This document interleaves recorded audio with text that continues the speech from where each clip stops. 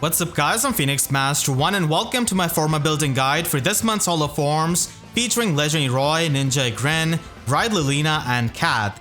We're going to be having 11 new skills added into the Hall of Forms pool, including the very coveted Physical and Magical Null Follow-Up and also Null Counter Disrupt 4.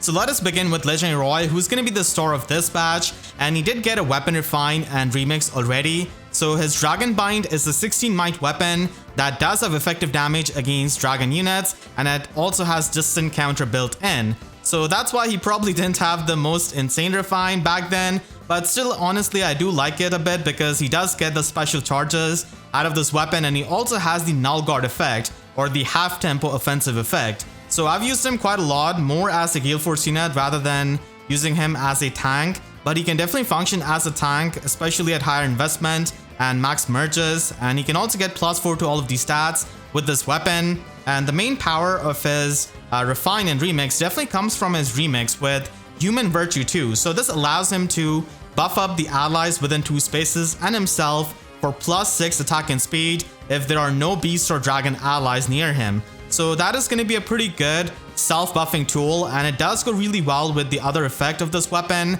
which allows him to have more stats in the combat depending on the highest bonuses on the allies other than the beast and dragon allies in 2 spaces. So he can get even more stats and just stack up more stats, which is helpful for functioning as a tank. And then he can also get damage reduction from foes first attack depending on the total value of buffs on the 3 allies other than beast or dragon allies with the highest bonuses in 2 spaces, and this can go up to 40%. So I kind of wish that this was 40% damage reduction on both hits instead of just the first attack of the opponent, because he is not as fast as a lot of the modern units, and he also doesn't have null follow-up in his remix or refine. So a lot of times you either have to run null follow-up on him or outsource it through infantry null follow-up or infantry speed tactic.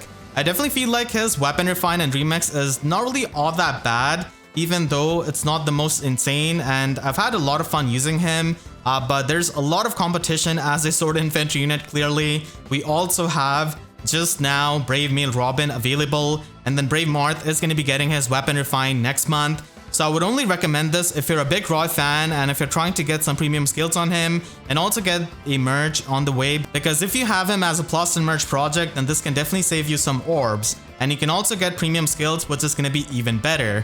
So if you're trying to give him any kind of premium skills, then you can definitely start by giving him Rally Defense Res Plus, which does go well with the attack and speed buff that he can give from Human Virtue 2, and then you can run Vital Astra as a special, and it's pretty much his best special because he can retaliate back with it because of the Null Guard in his weapon and because of these special charges that he can get. You can also get Godlike Reflexes, but in my opinion that's not the best option because speed is really competitive and a lot of times he's not going to be fast enough, and he also doesn't have a minus on special cooldown weapon to loop Godlike Reflexes, so that's why I would recommend having Vital Astra instead. And because he's going to be triggering specials left, right, and center, and he also has Null Guard in his weapon, you can try and get Attack Speed Finish 4, which can give you some healing and true damage, which is going to be good for the self-sustain. But if you're trying to run him with Legendary Male Robin and stack up a lot of stats, then Attack Speed Unity is always going to be an option, and that is something he can do which a lot of sword infantry units cannot do because they don't have distant counter built in their weapon. So being able to run a Unity skill is going to be pretty good. And then for his slot B, you can give him a tier 4 damage reduction skill like Close Call or Repel. Unfortunately, Spurn 4 is not going to be available in this Hall of Forms, which really sucks for him because that true damage would have been really helpful. So you can just get Close Call 4 for tanking, but if you're trying to get some other options, then Physical Null Follow-Up is also pretty good, and it does allow you to shred through the damage reduction, so it could help him against the other God Swords or any kind of damage reduction. And Null Counter Disrupt 4 is also an option you can run at like a max investment Legendary Roy, maybe if you want to use them in Ether Raid's offense and make use of that distant counter weapon. And then Special Spiral 4 is also going to be an option if you just want to completely pierce through the damage reduction. And what you do with a slot C skill doesn't really matter. You can give him Speed Smoke 4 or Time Pulse 4. Again, it doesn't really matter because you're always going to be running Human Virtue 2, so whatever you get in the slot C is just going to be for like a fun option, and his preferred skill is obviously always going to be better. Ninja Igrene is a colorless dagger flyer with Nabata Kunai as her preferred weapon. So this is a 9 might brave weapon in the player phase, which gives her +4 speed at the cost of -4 resistance and defense. and she can move to a space within 2 spaces of an ally in 2 spaces. So this is pretty much like 2 space teleportation that we have seen before on something like Realm Tana. I mean, technically Ninja Igrene had that before. So she can teleport and basically have the Brave Weapon. But still in the modern times, this is not going to be enough because she faces competition from Ninja Lin, who everyone got as a free unit from the Hero Rises event. And then she doesn't have -1 special cooldown and doesn't really get any kind of extra stats or true damage. So her damage output can be a bit lacking. And as a ranged flyer, her options are so limited. She cannot even get access to like null follow-up, which can be pretty annoying. So she can get walled by many of the follow-up negation units, even if she can quad attack them. So having some support can definitely make it better for Ninja Igrene. If you like her a lot, then this is going to be an amazing chance to get some premium skills, which she really needs. So you can just run her preferred weapon, but if you're trying to replace her weapon for something aesthetic just for fun, then Bunny's Egg Plus is going to be an option, or Vicious Dagger Plus. And then for the special, you can just run Lethality, as that is the premium special for any kind of dagger unit. And for her slot A skill, Remote Sparrow is going to be an amazing option because you can get the damage reduction, and if she can quad attack something, then that damage reduction can help you with your longevity. And for her slot B, unfortunately she's not able to get Desperation 4, so Brash Assault 4 is going to be the best option you can pick up for more damage reduction, and you can also get the damage reflection. Keep in mind the damage reflection is only going to be taking place on her 3rd hit and not on the 4th hit. So that's pretty much how she can function with Brash Assault 4. You can also run Escape Route 4 if you want to get the Canto 1, or even Seal Defense 4 if you just want to hit harder. But I really like Brash Assault 4, and the damage reduction stacking with Remote Sparrow can definitely make her a bit more bulky to survive many of the encounters in the player phase. And for her slot C, Guidance 4 is going to be the best skill that you can get, and pretty much make her like a dagger version of Realm Tana, because she can have the 2 space teleportation, and then she can also provide the 2 space teleportation to her other allies. So it is going to be the best option you can pick up, and she already comes with a range skill, so I feel like going with a more supportive slot C skill is pretty nice if you're trying to get a premium skill for her. Bride Lilina is a Blue Mage Cavalier, and she's actually not that old of an unit, and she can function as a pretty good AoE nuke with her weapon True Love Roses. So this provides her with -1 special cooldown, and it also has Quick Impulse built in, so she can pre-charge her gifted magic at start of a map and then pretty much loop the special from there. And then if she initiates combat or is within 2 spaces of an ally, she can get +6 attack and resistance, and also get true damage based on 10% of her resistance, and her resistance is pretty high. Gifted Magic is the special which Legendary Lilina also has. It's a bit weaker AoE special, but it does have lower cooldown, and honestly she can still function as a pretty amazing AoE nuke. Obviously now we have a lot more damage reduction against AoE specials, but still she can hit hard with that true damage that she gets from her weapon, and she already comes with a pretty perfect kit with Still Water 4, boosting up her AoE damage, and then Fortress skill. So you can just try and get some alternate skills because she already comes with a pretty nice kit. And if you really like her, then you can just try and get some newer skills for her. So her preferred weapon is going to be the best option. But again, if you just want to have some kind of fun alternate option, then Magical Lantern Plus is going to be the weapon that you can pick up. And she already comes with her best slot A skill in Still Water in my opinion.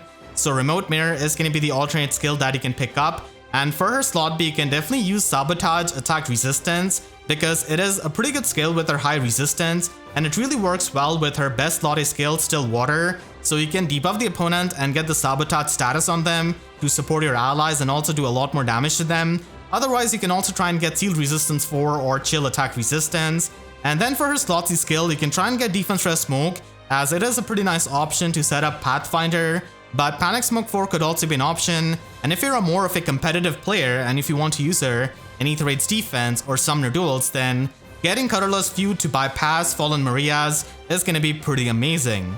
She's going to be using her AoE special, but if you just want to have an alternate special, then Ruptured Sky can work, and she does have the Quick Impulse in her weapon, so she can pre-charge Ruptured Sky and hit really hard. So if you want to run something else other than an AoE special, then it could be an option.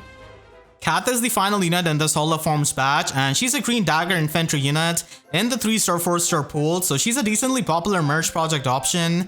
And if you're trying to plus and merge her, or if you've already plus and merged her, then you can definitely try and get some premium skills. We don't really have an Arcane Dagger yet, but hopefully we could get it soon, and hopefully these premium skills do age well with the Arcane Dagger and are not redundant, because recommending anything before an arcane weapon comes out is definitely a gamble because that arcane weapon may just have that skill built in, and then your premium skill is rendered redundant. So you can pretty much try and give her Bunny's Egg Plus, which is the new weapon from Spring Ash, and this weapon pretty much gives you +5 attack and speed and also 30% damage reduction on foe's first attack in the player phase. So this can be a really good inhittable weapon that you can try and get until we get an Arcane Dagger, and even if you're not able to give her the Arcane Dagger, this is still going to be a pretty good option, and you can stack up the damage reduction with Remote Sparrow for 51% damage reduction, which definitely makes her a lot more bulky in the player phase. So Remote Sparrow is going to be an amazing option with Bunny's Egg Plus, and it is a pretty good player phase option. If you want to have some other slotty options like a mixed phase option, then Attack Speed Finish 4 is a pretty good option that you can pick up, and Attack Speed Hexblade is also a pretty good option. Lethality is going to be the premium special that you can run, even though we are shredding through the damage reduction with Physical Null Follow-Up. The reason being is that Lethality simply has more value than Ruptured Sky, and if you want to run a 2 cooldown special, then you can just run Moonbow and still get the job done.